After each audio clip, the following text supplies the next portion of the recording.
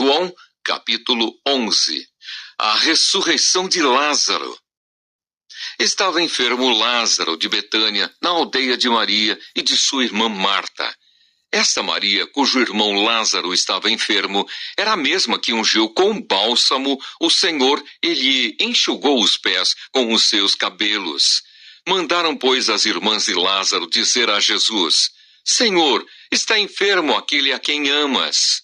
Ao receber a notícia, disse Jesus: esta enfermidade não é para a morte, e sim para a glória de Deus, a fim de que o Filho de Deus seja por ela glorificado.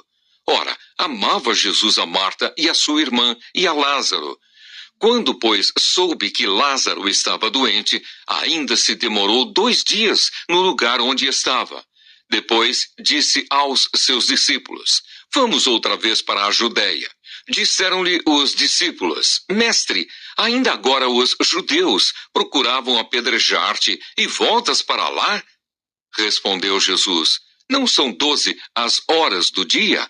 Se alguém andar de dia não tropeça, porque vê a luz deste mundo. Mas se andar de noite, tropeça, porque nele não há luz.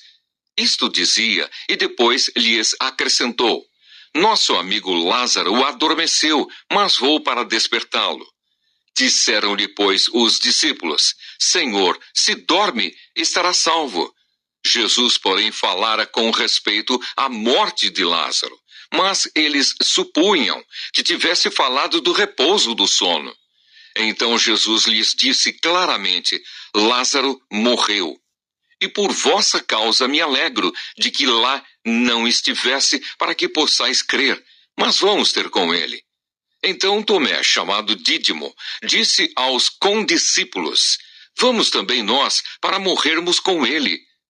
Chegando Jesus, encontrou Lázaro já sepultado, havia 4 dias.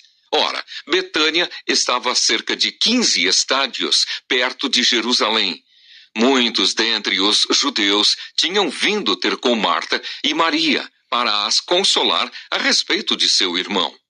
Marta, quando soube que vinha Jesus, saiu ao seu encontro. Maria, porém, ficou sentada em casa. Disse, pois, Marta a Jesus: Senhor, se estiveras aqui, não teria morrido meu irmão. Mas também sei que mesmo agora, tudo quanto pedires a Deus, Deus te concederá. Declarou-lhe Jesus: teu irmão há de ressurgir. Eu sei, replicou Marta, que ele há de ressurgir na ressurreição, no último dia. Disse-lhe Jesus: eu sou a ressurreição e a vida. Quem crê em mim, ainda que morra, viverá. E todo o que vive e crê em mim não morrerá eternamente. Crês isto? Sim, Senhor, respondeu ela. Eu tenho crido que tu és o Cristo, o Filho de Deus, que devia vir ao mundo. Tendo dito isto, retirou-se e chamou Maria, sua irmã, e lhe disse em particular: o mestre chegou e te chama. Ela, ouvindo isto, levantou-se depressa e foi ter com ele, pois Jesus ainda não tinha entrado na aldeia, mas permanecia onde Marta se avistara com ele. Os judeus que estavam com Maria em casa e a consolavam, vendo-a levantar-se depressa e sair, seguiram-na, supondo que ela ia ao túmulo para chorar. Quando Maria chegou ao lugar onde estava Jesus, ao vê-lo, lançou-se-lhe aos pés, dizendo: Senhor, se estiveras aqui, meu irmão não teria morrido. Jesus, vendo-a chorar, e bem assim os judeus que a acompanhavam, agitou-se no espírito e comoveu-se. E perguntou: onde o sepultastes? Eles lhe responderam: Senhor, vem e vê. Jesus chorou. Então disseram os judeus: vede quanto o amava. Mas alguns objetaram: não podia ele, que abriu os olhos ao cego, fazer que este não morresse?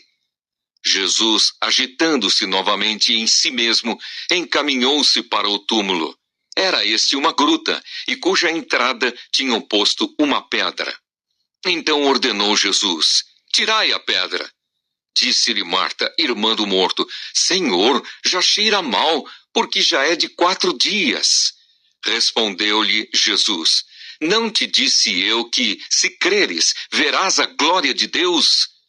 Tiraram então a pedra. E Jesus, levantando os olhos para o céu, disse: Pai, graças te dou porque me ouviste. Aliás, eu sabia que sempre me ouves, mas assim falei por causa da multidão presente, para que creiam que tu me enviaste. E tendo dito isto, clamou em alta voz: Lázaro, vem para fora! Saiu aquele que estivera morto, tendo os pés e as mãos ligados com ataduras e o rosto envolto no lenço. Então lhes ordenou Jesus: Desatai-o e deixai-o ir. Muitos, pois, dentre os judeus que tinham vindo visitar Maria, vendo o que fizera Jesus, creram nele. Outros, porém, foram ter com os fariseus e lhes contaram dos feitos que Jesus realizara. O plano para tirar a vida de Jesus. Então os principais sacerdotes e os fariseus convocaram o sinédrio e disseram: Que estamos fazendo, uma vez que este homem opera muitos sinais? Se o deixarmos assim, todos crerão nele. Depois virão os romanos e tomarão não só o nosso lugar, mas a própria nação. Caifás, porém, um dentre eles, sumo sacerdote naquele ano, advertiu-os, dizendo: Vós nada sabeis, nem considerais que vos convém que morra um só homem pelo povo, e que não venha a perecer toda a nação. Ora, ele não disse isto de si mesmo, mas, sendo sumo sacerdote naquele ano, profetizou que Jesus estava para morrer pela nação. E não somente pela nação, mas também para reunir em um só corpo os filhos de Deus que andam dispersos. Desde aquele dia, resolveram matá-lo.